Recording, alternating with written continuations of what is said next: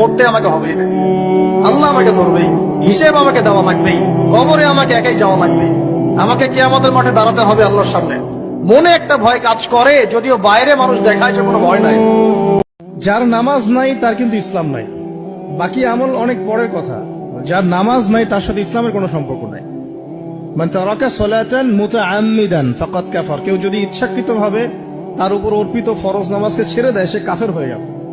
সমাজের এই অসঙ্গতিগুলো যখন চলছে আর আমাদের আত্মা কাঁদে না, আমাদের খারাপ লাগে না, আমাদের পাপবোধ জাগ্রত হয় না, বুঝতে হবে ওই ঈমান আর আমাদের মধ্যে নাই যে ঈমান থাকলে এই পাপ দেখলে মানুষের খারাপ লাগা সৃষ্টি হয়।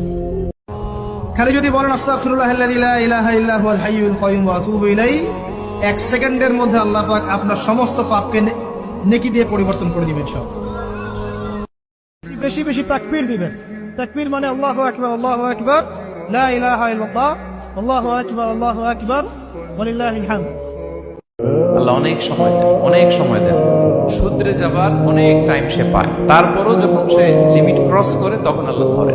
আল্লাহ সব সময় ধরে না, ধরলে ছাড়ে না, ধরে না, ধরলে আল্লাহ ছাড়ে। প্রশান্তি আছে কোরআনের কাছে, প্রশান্তি আছে নবীর সুন্নায়, প্রশান্তি আছে আল্লাহর জন্য সেজদায়। তার আল্লাহর জন্য আল্লাহকে স্মরণ করে আপনি কাঁদবেন, প্রশান্তি পাবেন।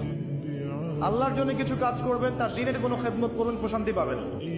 আল্লাহর কোরআনের 10টা আয়াত মুখস্থ করেন, মনে এমন শান্তি আসবে যেটা আপনি কোথাও পাবেন না।